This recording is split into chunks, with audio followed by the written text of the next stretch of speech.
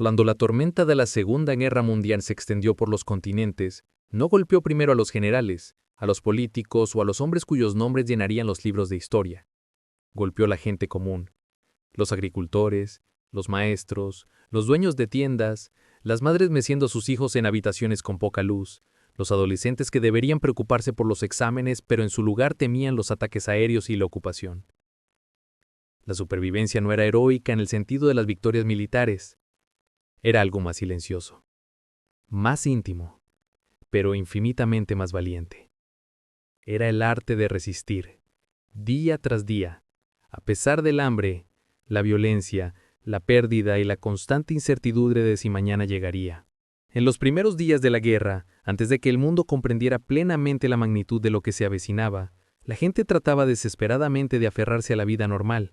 Un panadero en Varsovia continuaba amasando pan cada mañana, incluso mientras los rumores sobre tropas alemanas en la frontera se multiplicaban. Un maestro en Rotterdam insistía en comenzar el día escolar con canciones, con la esperanza de que los niños aún pudieran sentirse seguros, aunque solo fuera por un momento. Una madre en París guardaba restos de jabón y velas por si llegaban las escaseces. La gente común se preparaba para lo desconocido, sin comprender realmente para qué se preparaban. Pero cuando comenzaron las invasiones, Polonia, Francia, los Países Bajos, los Balcanes, la vida normal no simplemente se detuvo. Se rompió. Las ciudades ardían, las familias subían con lo que podían cargar y las carreteras se convirtieron en ríos de refugiados, desesperados por no caer en manos de los ejércitos que avanzaban tras ellos. Sin embargo, aún en el caos de la retirada, la gente común encontraba formas de sobrevivir. Se escondían en bosques, graneros, sótanos e iglesias abandonadas. Se desplazaban silenciosamente de noche, siguiendo los susurros de otros que conocían rutas secretas o la dirección hacia territorios más seguros. Familias enteras cruzaban campos a oscuras, atravesando arroyos, escuchando el retumbar de los tanques, rezando para que sus hijos no lloraran. Cuando las ocupaciones consolidaron su control, la vida adoptó nuevas formas. En Francia, los Países Bajos, Bélgica, Polonia, Grecia y muchos otros lugares, la vida cotidiana se transformó en un delicado y peligroso baile. La comida estaba tan racionada que el hambre se convirtió en un compañero constante. El pan se mezclaba con serrín o harina de patata. La carne se convirtió en un lujo que solo se recordaba. Familias intercambiaban reliquias familiares por bolsas de cebada o truequeaban ropa hecha a mano por unos pocos huevos. Surgieron jardines en todas partes, en patios traseros, en patios interiores, en terrenos abandonados, porque una sola cosecha podía significar la diferencia entre la vida y la muerte. La gente común aprendió a leer el peligro en las señales más pequeñas. El sonido de botas en el pasillo significaba registro. Un vecino que susurraba demasiado bajo podía estar escondiendo algo o huyendo de algo. Las ventanas cubiertas con mantas señalaban radios secretas. Un extraño que hacía demasiadas preguntas podía ser un colaborador. La confianza se volvía esencial y peligrosa al mismo tiempo. Una palabra equivocada, una conversación descuidada y toda una familia podía ser llevada. Pero la gente continuaba confiando porque la supervivencia a menudo requería trabajar juntos. Compartir comida, compartir noticias, compartir esperanza. En las ciudades bajo bombardeo constante, la supervivencia dependía más del instinto que de la planificación. Las familias dormían en los sótanos con los zapatos puestos, listas para correr ante la primera sirena. Los padres enseñaban a sus hijos a diferenciar los lejanos golpes de la artillería de los silbidos de las bombas al caer. La gente cavaba trincheras en los patios traseros, convertía bodegas en refugios y memorizaba las rutas más seguras hacia el refugio más cercano. La electricidad fallaba. Las tuberías de agua se rompían, los vidrios se quebraban una y otra vez hasta que dejaron de reemplazarlos. Y sin embargo, aún bajo el río de fuego, la vida insistía en continuar. Las parejas se casaban en iglesias en ruinas. Los niños jugaban entre los escombros, usando cascos rotos como juguetes. Los músicos llevaban acordeones a los refugios, tocando canciones para ahogar el mundo aterrador que se encontraba arriba. La gente aprendió a vivir, no alrededor de la muerte, sino junto a ella, negándose a rendir los últimos vestigios de su humanidad. En el campo la supervivencia significaba ser más astuto que los soldados y vencer a la naturaleza. Los agricultores escondían grano bajo el suelo, enterraban el ganado en tumbas falsas y construían muros falsos para ocultar sus reservas de comida. Los bosques eran al mismo tiempo santuario y amenaza. Los partisanos se deslizaban entre los árboles, pasaban mensajes codificados, saboteaban trenes y guiaban prisioneros escapados. Las familias que vivían cerca de actividades partisanas enfrentaban decisiones imposibles: ayudarlos y arriesgar la ejecución, negarse y arriesgar la traición. La gente común caminaba por esta cuerda floja diariamente, a veces pagando con su vida las decisiones que tomaban. En la Unión Soviética, donde la magnitud del sufrimiento alcanzó alturas inimaginables, la supervivencia se volvió casi mítica. Cuando comenzó el asedio de Leningrado, millones se encontraron atrapados en una ciudad transformada en un laberinto fantasmálico de hambre y hielo. La gente hervía cinturones de cuero para hacer sopa, raspaba la escarcha de las ventanas para derretirla y derribaba muebles de madera para obtener leña. Vecindarios enteros se congelaban en sus camas.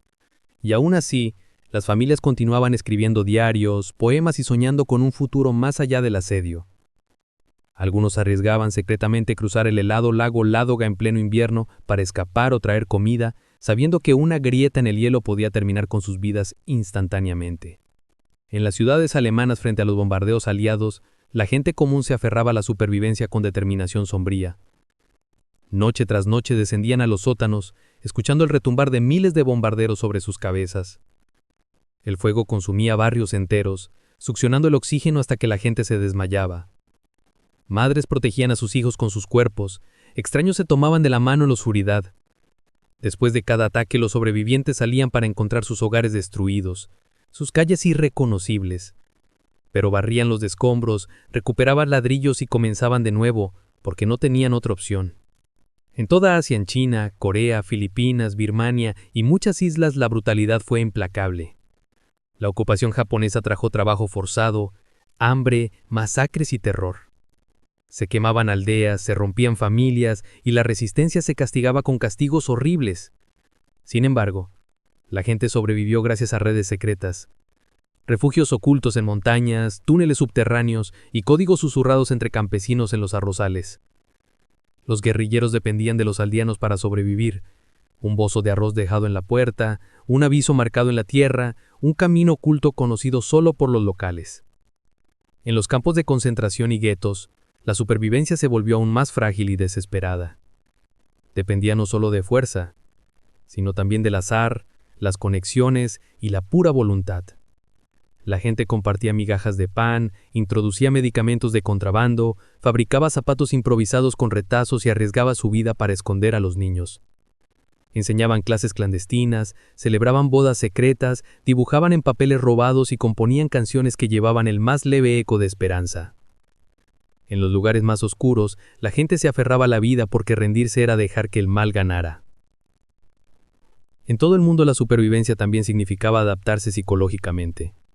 La gente aprendió a adormecer el miedo, a normalizar la violencia, a reír incluso cuando parecía incorrecto. Un sentido de rutina, lavar la ropa, contar historias y celebrar cumpleaños se convirtió en un escudo contra la desesperación. Las alegrías más pequeñas se volvieron salvavidas. Un trozo de chocolate, una carta escrita a mano o una canción tarareada a través de una pared agrietada. La gente sobrevivió porque se negaron a rendir su identidad. Se volvieron valientes sin querer ser valientes, resilientes sin considerarse resilientes. Resistieron porque la alternativa, rendirse, habría significado el fin de todo lo que amaban. Su supervivencia fue un acto de rebeldía silenciosa. Proteger a un hijo, compartir una papa, esconder a un extraño o negarse a traicionar a un amigo. Y a medida que la guerra continuaba, con sus mareas cambiando de la derrota a la esperanza, la gente encontraba fuerza en la creencia de que algún día la pesadilla terminaría. Observaban señales, el distante tronar de la artillería, los susurros de ejércitos que se acercaban, la desaparición repentina de las fuerzas ocupantes. Escuchaban radios bajo mantas con la esperanza de oír que la liberación estaba cerca. Miraban a sus hijos e imaginaban una vida donde nunca más tendrían que agacharse en un refugio ni hacer fila por raciones. Cuando finalmente llegó la liberación, en París, en Varsovia, en Manila, en Atenas, en Bergen-Belsen, Los sobrevivientes emergieron parpadeando a un mundo tan bien familiar como completamente cambiado. Lamentaron a los millones que no sobrevivieron, pero también entendieron que la supervivencia en sí misma era una forma de victoria. La gente común había resistido uno de los capítulos más oscuros de la historia humana, no con armas ni ejércitos, sino con resiliencia, compasión, ingenio y el deseo inquebrantable de vivir. Sus historias, a pesar de ser a menudo olvidadas bajo las grandes narrativas de guerras y generales, siguen siendo algunos de los testimonios más poderosos de la fuerza humana. La guerra se decidió en los campos de batalla, pero sobrevivió la gente común. Millones de héroes anónimos que mantuvieron viva la humanidad cuando el mundo se derrumbaba. La supervivencia durante la Segunda Guerra Mundial no fue un solo acto, sino una lucha continua, una secuencia de decisiones tomadas una tras otra en un mundo donde cada elección tenía un peso enorme.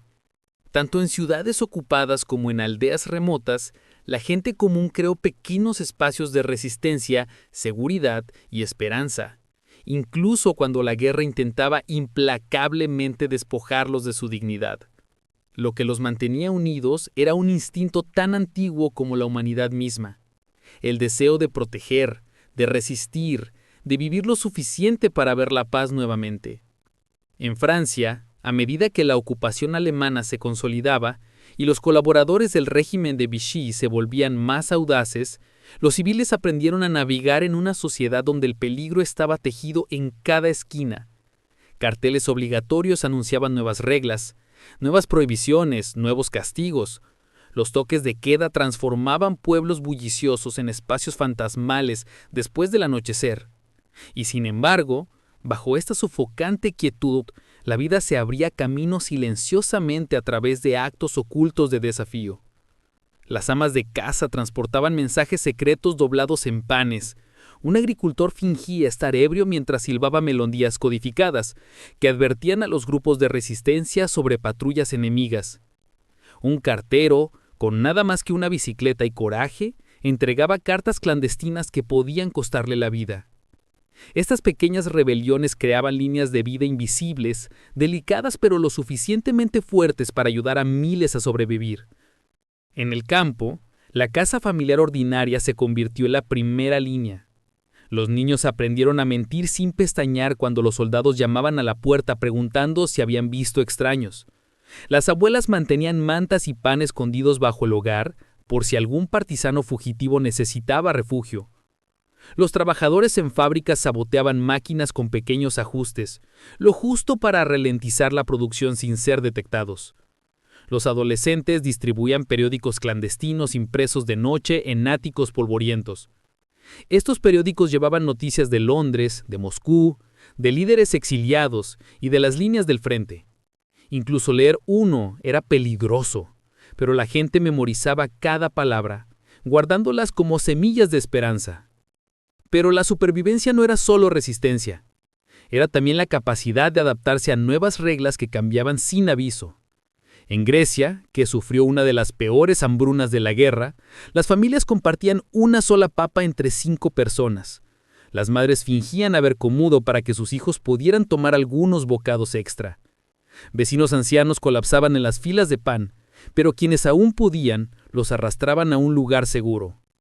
Algunas noches el silencio en Atenas se rompía solo con el crujido de los carros que transportaban a los muertos. Víctimas no de balas, sino del hambre. Aún así la gente compartía caldo raspado del fondo de una olla, racionaban el aceite de oliva como oro y se susurraban ánimos unos a otros. Su voluntad de sobrevivir se convirtió en una protesta silenciosa contra la crueldad que les imponían. En Europa del Este, donde la guerra se desarrolló con una brutalidad sin precedentes, la supervivencia exigía ingenio y resiliencia más allá de la imaginación. Cuando los pueblos eran incendiados, las familias huían a los bosques, construyendo refugios improvisados con ramas y barro. Los niños recolectaban bayas y raíces. Los adultos aprendían a reconocer por el olor del aire si se acercaban soldados. Algunos cavaban escondites subterráneos camuflados con musgo y hojas. Comunidades enteras se desplazaban por la naturaleza como sombras, sobreviviendo durante meses sin regresar a sus hogares.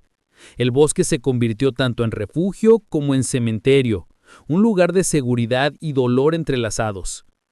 En los guetos de Polonia y en los territorios controlados por los nazis, la supervivencia adquirió una forma aún más frágil. Las familias vivían en habitaciones sobrepobladas, a menudo sin electricidad y con poca comida. El contrabando se volvió una necesidad desesperada. Los niños, lo suficientemente pequeños para deslizarse por grietas en las paredes o en los desagües, arriesgaban sus vidas diariamente para traer cebollas, papas, medicinas o noticias del exterior. Las madres intercambiaban sus últimas pertenencias por un pedazo de pan. Los padres se unían a grupos clandestinos, enseñando a sus hijos cómo permanecer en silencio durante los registros, cómo esconderse bajo el suelo, cómo correr cuando llegara el momento. Los maestros impartían clases secretas, escribiendo lecciones en pedazos de papel. Los músicos tocaban violines robados para recordar a los oyentes un mundo más allá del alambre de púas. La supervivencia dentro de los guetos no era solo física, era cultural, emocional, espiritual. Cada historia contada, cada canción cantada, era un acto de resistencia contra el intento sistemático de extinguirlos. En la Unión Soviética, donde las políticas de tierra arrasada, evacuaciones masivas y combates implacables moldeaban la vida diaria, la supervivencia se convirtió en una tarea monumental colectiva. Fábricas enteras se desmantelaban en días, se cargaban en trenes y se mudaban miles de kilómetros hacia el este. Los trabajadores las reasamblaban bajo tormentas de nieve, a veces durmiendo junto a las máquinas porque no había tiempo para ir a casa. Las familias viajaban durante semanas en vagones de carga helados, sobreviviendo con cortas de pan, nieve derretida y la esperanza de que más allá del horizonte existiera la seguridad. Cuando las fuerzas alemanas avanzaban, se ordenaba a los civiles quemar sus campos, destruir sus casas y huir más al interior del país. Muchos partían sin nada más que la ropa que llevaban puesta, viendo cómo las llamas devoraban todo lo que alguna vez habían conocido. Aún en los momentos más duros, la gente común se apoyaba mutuamente. En los trenes de evacuación, los desconocidos compartían mantas. En refugios improvisados dentro de escuelas abandonadas, las mujeres se turnaban para cuidar a los niños mientras otras buscaban comida. Los agricultores abrían sus casas a refugiados. Los estudiantes organizaban círculos de lectura a la luz de las velas. Estos actos, aunque pequeños en apariencia, creaban lazos que ayudaban a comunidades enteras a sobrevivir los largos y brutales inviernos. Mientras tanto, en las Islas Británicas, la gente común enfrentaba el terror nocturno del Blitz. Las familias dormían en estaciones subterráneas, el aire cargado de polvo y miedo. Los niños yacían en filas sobre los andenes, envueltos en abrigos, mientras las bombas retumbaban por arriba como gigantes destrozando el cielo. Las sirenas aullaban en las noches brumosas, haciendo que la gente corriera a los refugios. Y sin embargo, a la mañana siguiente, los comerciantes barrían los vidrios de sus puertas, los barrenderos despejaban escombros y los lecheros entregaban botellas como si la vida normal aún tuviera un lugar. Los vecinos pasaban tazas de té por ventanas rotas, calles enteras cantaban juntas a la luz de los fuegos, no para ahuyentar la destrucción, sino para desafiarla.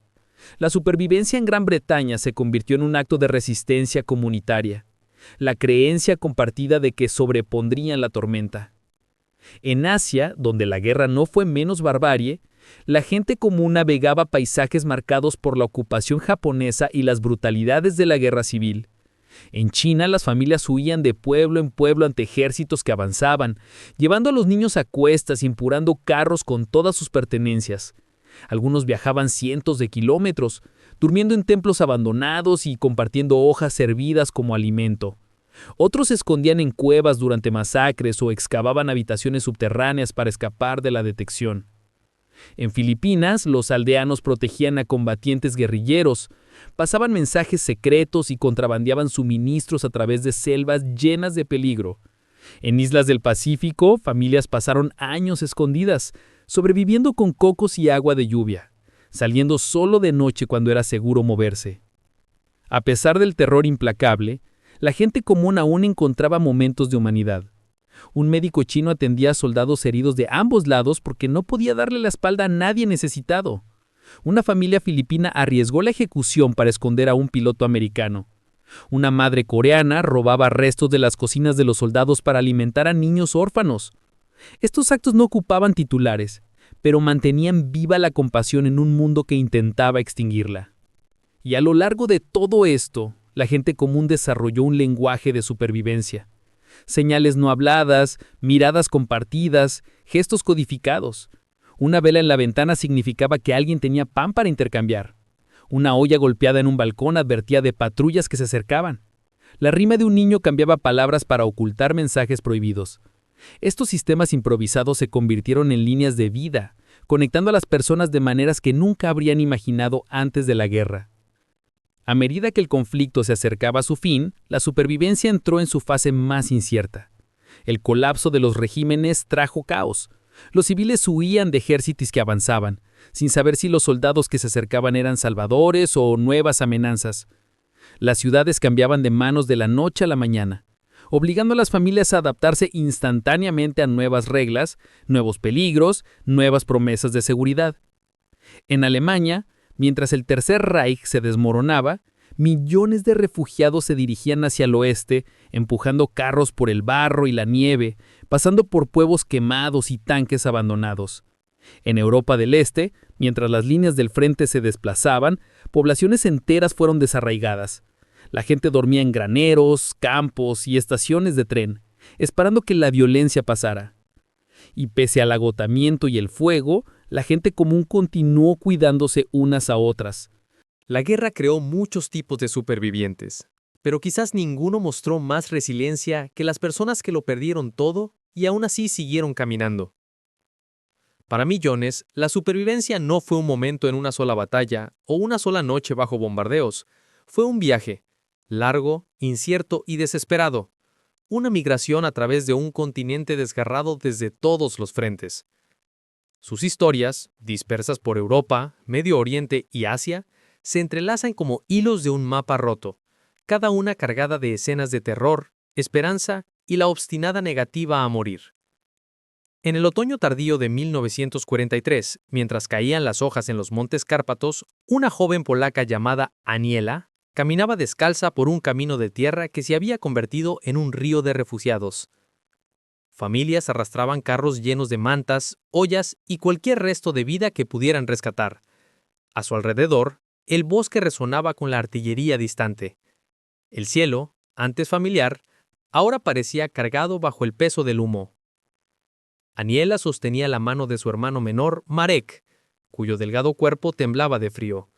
Su hogar había sido consumido por el fuego 2 noches antes, cuando tropas alemanas barrían la aldea en busca de partisanos. Las llamas subían al cielo como símbolo de destrucción, pero también como señal terrible. Era hora de huir. Y así se unieron a miles que se dirigían hacia el este, alejándose del frente, aunque nadie podía asegurar cuál dirección era segura. Caminaban porque no había otra opción. Las carreteras de los desplazados no tenían destino, solo una regla simple: seguir adelante. A lo largo del camino, algunas personas cantaban para calmar a los niños. Otras rezaban, muchas simplemente marchaban en silencio, con los pensamientos ahogados por el agotamiento. Una viuda llamada Danuta llevaba una olla de cocina atada a su cintura con una cuerda. Cada pocas horas golpeaba su pierna, recordándole que había dejado todo atrás, excepto la esperanza de que algún día podría cocinar para su familia de nuevo. Su hijo mayor cojeaba a su lado, la suela de su bota izquierda completamente desgastada, envuelta en trapos para protegerla del frío del suelo. Los campos, que antes ofrecían alimento, ahora eran trampas mortales. Minas terrestres, esparcidas descuidadamente por ejércitos en retirada, acechaban bajo la tierra. Los supervivientes compartían mapas, rumores y advertencias. La información se difundía rápidamente. No caminen por la hierba. Manténganse en el camino. Caminen donde caminaron los demás. Pero incluso el camino no ofrecía garantías. Camiones con soldados alemanes o soviéticos podían aparecer en cualquier momento, motores rugiendo como predadores cazando a los indefensos. Más al sur, en las escarpadas colinas de Montenegro, otra columna de desplazados avanzaba por estrechos pasos montañosos. Ahí, la supervivencia adoptaba otra forma. La tierra, dura e implacable incluso en tiempos de paz, se convirtió tanto en refugio como en tormento. El agua de manantial que brotaba de las rocas era una bendición. Los acantilados y barrancos empinados eran escudos contra los ejércitos avanzando. Pero el hambre apretaba constantemente. Las familias cavaban raíces del suelo, hervían hierbas y compartían las últimas migas de pan de maíz. Una huella llamada Lela llevaba un saco sobre sus hombros, dentro del cual estaba un recién nacido envuelto en tela desgarrada. La madre del bebé había muerto 2 días antes por enfermedad, y aunque Lela tenía casi 70 años, se negó a dejar al niño atrás. «Si debo morir», susurraba cada mañana, «moriré llevándolo hacia la vida». Su fuerza se convirtió en el ancla del grupo. Incluso cuando el agotamiento doblaba su espalda, subía paso a paso por los senderos rocosos que habían salvado a innumerables civiles yugoslavos de caer en manos de las fuerzas ocupantes. Algunos de los desplazados encontraron un breve refugio en monasterios. Monjes ortodoxos ofrecían sopa caliente hecha con los vegetales que podían cultivar en jardines escondidos. Monjas católicas proporcionaban tela limpia para curar heridas y susurraban oraciones sobre los enfermos.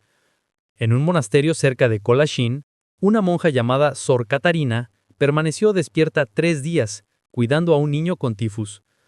Le limpiaba la frente con agua del manantial del monasterio, le contaba historias de San Nicolás para arrullarlo y cantaba viejos himnos de su infancia. El niño sobrevivió. Ella colapsó. Y cuando despertó semanas después, supo que los refugiados habían llevado al niño a un lugar seguro, pero habían dejado sus oraciones escritas en un trozo de papel como símbolo de agradecimiento. Hacia el oeste, en Italia, las carreteras de los desplazados estaban bordeadas no por bosques o montañas, sino por los restos destrozados de antiguas ciudades. Nápoles, Florencia, Roma, lugares llenos de arte, música y mercados, ahora resonaban con los llantos de niños y el retumbar de los tanques aliados avanzando hacia el norte. Los civiles se movían entre ruinas como fantasmas. Un hombre llamado Lorenzo guiaba a su familia por las calles destruidas. El aire lleno de polvo.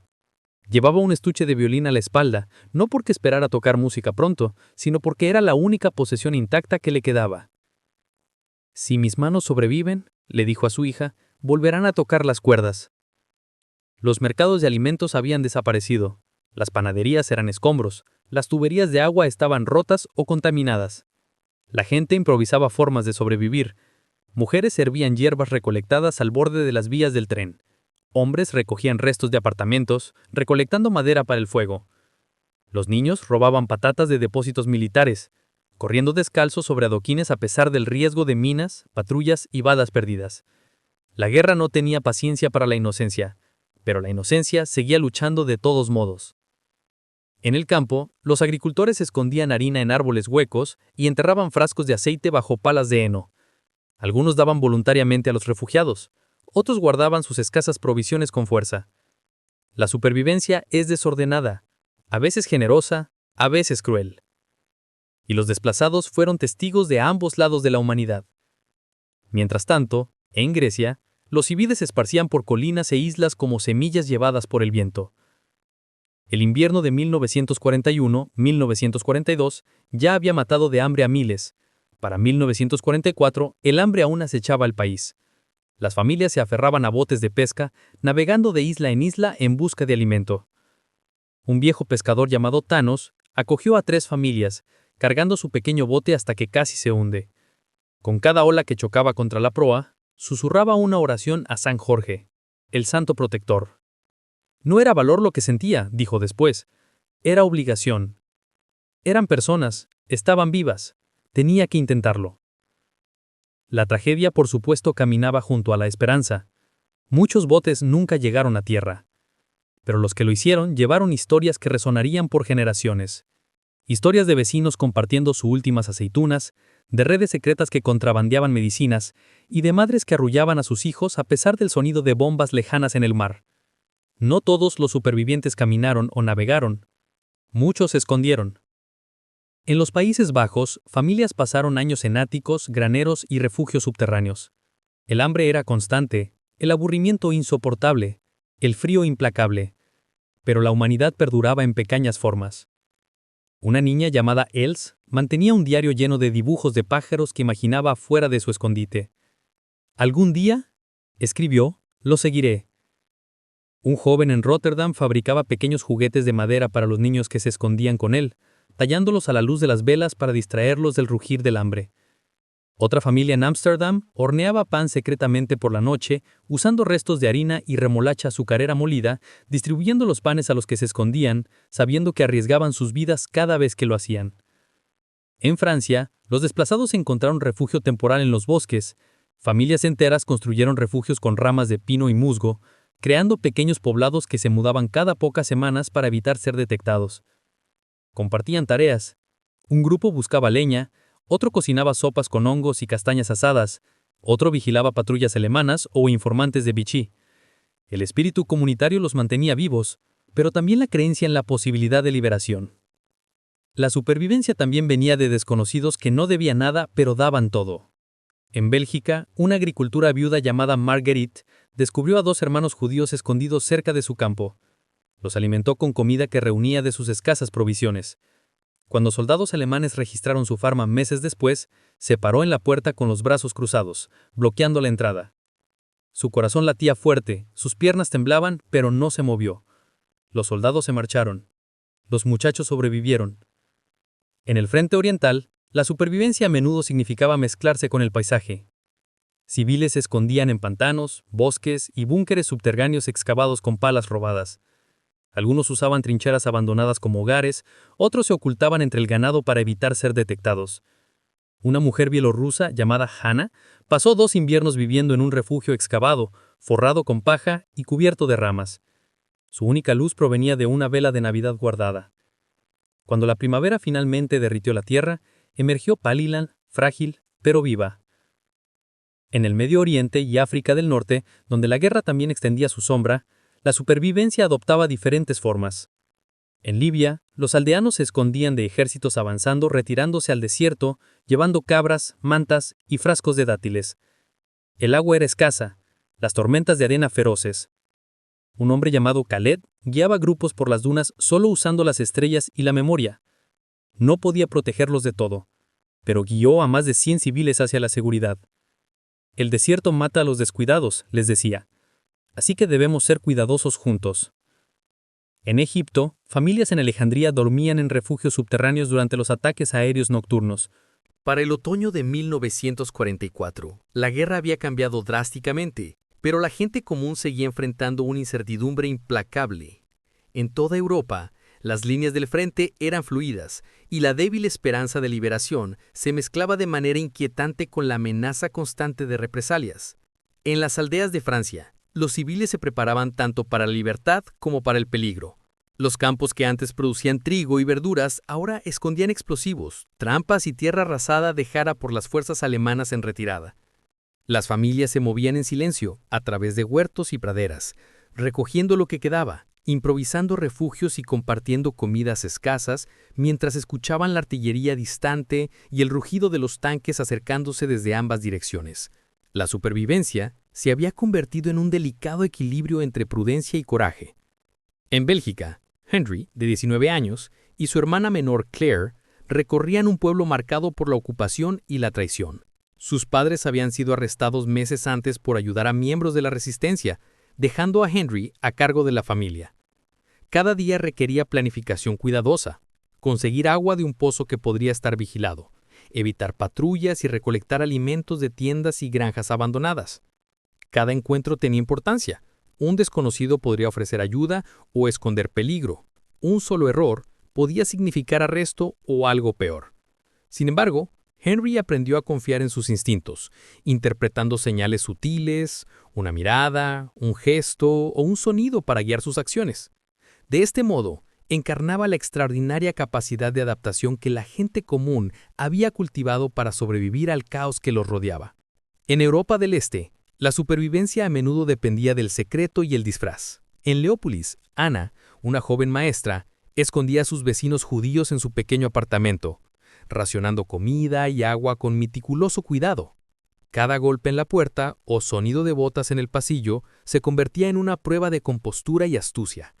Ana mantenía una apariencia de normalidad, saludando cortésmente a los oficiales alemanes mientras aseguraba que quienes protegía permanecieran a salvo. La valentía ordinaria, se dio cuenta, A menudo era invisible, silenciosa, paciente y sostenida durante meses o años.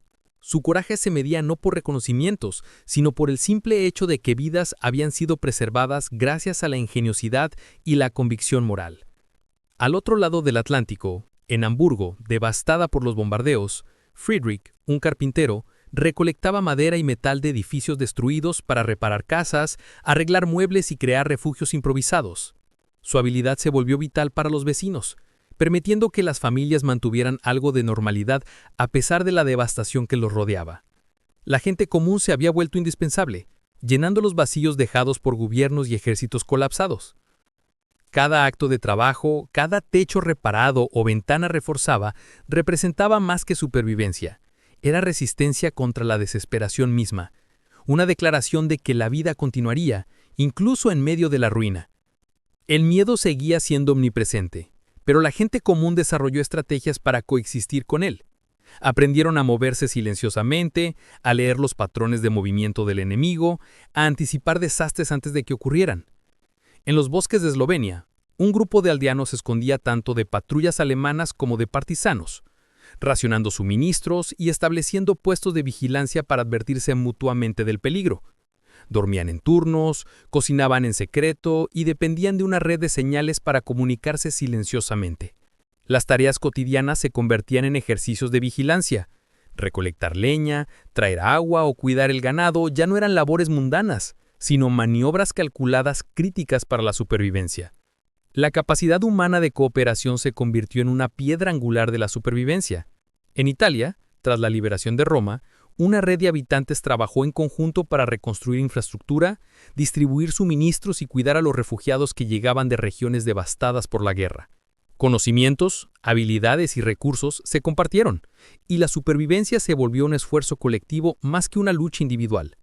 La gente común descubrió que el coraje moral, la empatía y la solidaridad eran tan críticos como la comida, el refugio o la munición. Un sentido compartido de propósito transformó a las comunidades de víctimas pasivas en agentes activos de resiliencia. Los niños, a menudo olvidados en las narrativas históricas, desempeñaron un papel crucial en la supervivencia. En Rotterdam, niños y niñas recorrían calles bombardeadas para entregar mensajes, transportar agua o suministros. Su pequeño tamaño era una ventaja para evitar patrullas o escombros. Su conciencia, valentía y adaptabilidad se volvieron esenciales para la supervivencia familiar. Para muchos, la infancia se perdió por necesidad, reemplazada por vigilancia, responsabilidad y una comprensión precoz de la vulnerabilidad humana. Sin embargo, aún en estas circunstancias, persistían momentos de inocencia.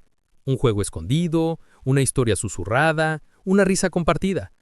Recordatorios de que la gente común conservaba la esencia de su humanidad a pesar de la adversidad extrema. La resistencia psicológica era tan crucial como la supervivencia física. Cartas de seres queridos, notas escondidas en los bolsillos o fragmentos de periódicos se convertían en salvavidas, conectando a las personas con una realidad más allá de la destrucción. En París, un grupo de amigos se reunía en el sótano de un edificio bombardeado, leyendo noticias de contrabando en voz alta, para mantener la esperanza y la moral. En la estepa ucraniana, las familias contaban historias de cosechas pasadas, celebraciones y tradiciones mientras racionaban la escasa comida, manteniendo viva la memoria cultural como ancla psicológica.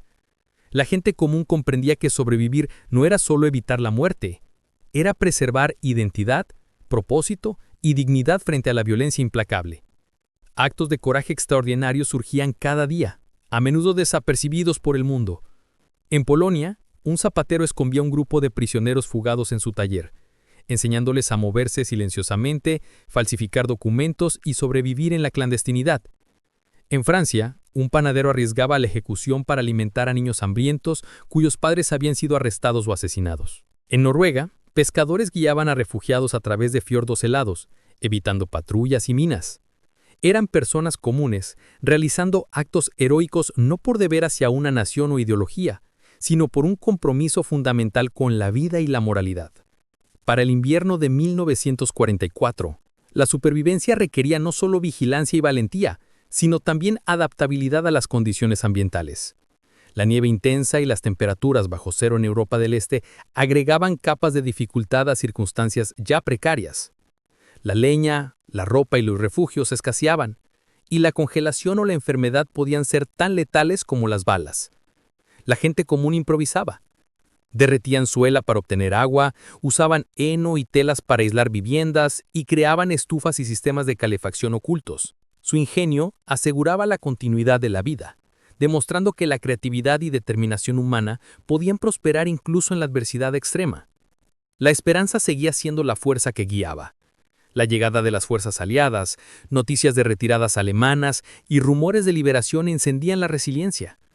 En París, la gente volvió con cautela a calles antes patrulladas por los ocupantes, reclamando casas, mercados y escuelas. En aldeas de Austria y en los Balcanes, las familias emergieron de sus escondites para reconstruir, evaluar pérdidas y reunirse con familiares. La supervivencia no había sido pasiva, había sido activa, deliberada y valiente. La gente común había superado el hambre, el miedo y la violencia, convirtiéndose así en testigos extraordinarios de la capacidad humana para resistir. El fin de la guerra no borró su impacto. Los sobrevivientes llevaban cicatrices físicas y psicológicas, recuerdos de traumas y relatos de valor que moldarían generaciones, pero también llevaban lecciones de claridad moral, comunidad y resiliencia. La gente común había sobrevivido no solo evitando la muerte, sino actuando con previsión, compasión y valentía. Habían protegido a familias, vecinos y desconocidos, a menudo con gran riesgo personal. Sus experiencias ilustran una verdad más amplia, que la humanidad, en su forma más ordinaria, puede alcanzar alturas extraordinarias cuando se enfrenta a desafíos inimaginables.